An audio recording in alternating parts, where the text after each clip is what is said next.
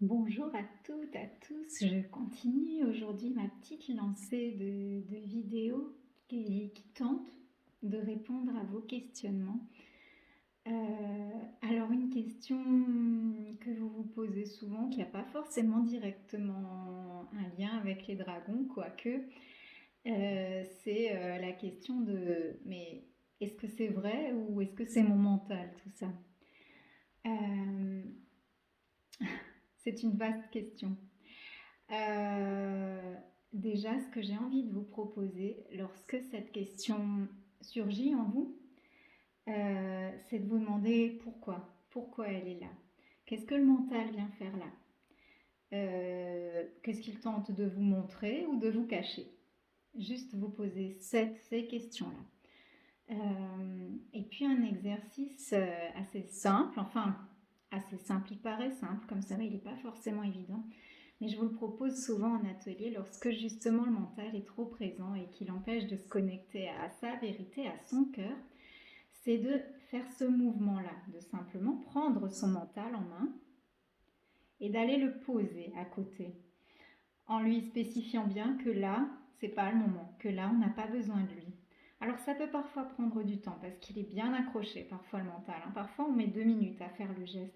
C'est important aussi de faire le geste parce que ça permet au corps de comprendre qu'il se passe quelque chose, qu'il y a un mouvement, qu'il y a un changement. Ça permet aussi de se débarrasser de certaines énergies. Donc c'est important de faire ce geste-là.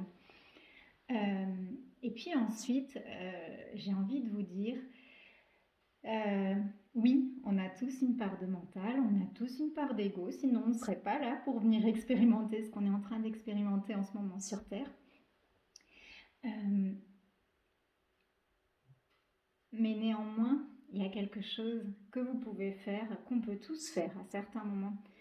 C'est d'aller venir, lorsqu'on sent que le mental, lorsqu'on se dit, ok, là, je sais pas, je vois des dragons partout, c'est vraiment bizarre. Est-ce que c'est dans ma tête? Est-ce que ça va bien? Est-ce que, vous voyez ce que je veux dire, hein? Moi, je l'ai rencontré beaucoup, ça, avec les dragons.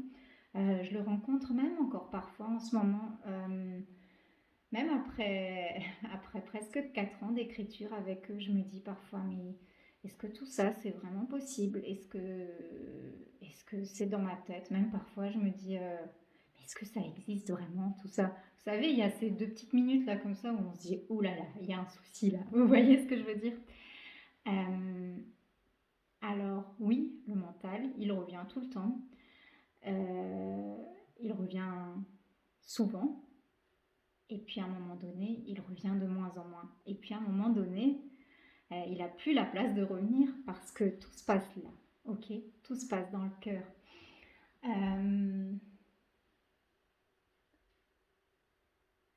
Lorsque vous allez rencontrer, parler à un guide, quel qu'il soit, un guide de lumière, euh, ce guide, ce qu'il va vous transmettre, ce sont des messages qui vont vous élever.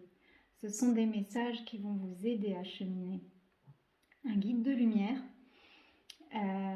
il va pas vous dire ok, toi t'es nul là t'y arriveras jamais, là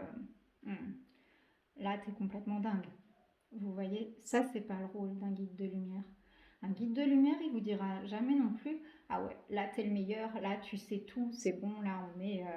Non, ça c'est pas le rôle non plus d'un guide. Un guide, par contre, il va vous transmettre des questionnements. Lorsqu'il s'agit des dragons, parce que c'est souvent comme ça qu'ils se montrent à moi.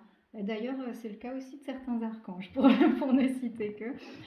Ça peut aussi être des petits pics lancés, des petits trucs qui nous mettent le doigt parfois sur des choses qui sont un petit peu gênantes sur nous, qu'on a travaillé. Ça peut être des choses comme ça, mais ça va jamais, jamais être des choses qui vont nous enfoncer, qui vont nous mettre plus bas que terre, qui vont nous mettre le moral à zéro. Là, vous pouvez vous dire que là, il y a du mental qui se fraye qui se fraye son chemin. Euh, je vous invite vraiment à chaque fois que le mental est trop présent, à revenir à vous-même, à revenir soit à votre cœur, au battement de votre cœur pour rester vraiment dans le physique, soit à votre respiration, à votre souffle de vie évidemment, euh, vraiment soit à l'espace dans lequel vous vous trouvez, à méditer 2 minutes si vous en avez besoin, ou 5 ou 10 si vous en avez besoin, mais vraiment à aller ouais, dans cet espace de lumière de vous et à refaire le point.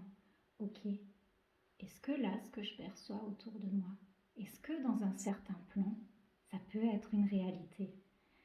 Est-ce que c'est mon imagination qui est très fertile?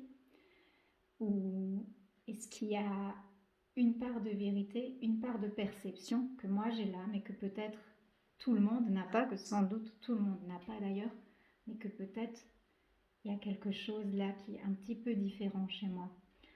Eh bien oui, je vous invite à vous poser ces questions parce que parfois on a des perceptions qui sont un petit peu différentes et chacun a des perceptions, chacun et chacune a des perceptions différentes et c'est ce qui fait notre unicité et c'est ce qui fait qu'on est des êtres uniques également et c'est juste magnifique. Permettez-vous de vous recentrer dans votre cœur lorsque vous vous sentez un petit peu submergé, que vous vous dites ok là je sais plus trop, là c'est un peu trop pour moi, est-ce que c'est la réalité, est-ce que permettez-vous simplement de faire descendre toutes vos pensées dans votre espace cœur, posez-les là et regardez ce qui émerge. Laissez-vous le temps pour ça, ça peut prendre quelques minutes. Laissez-vous le temps de voir ce qui émerge à ce moment-là.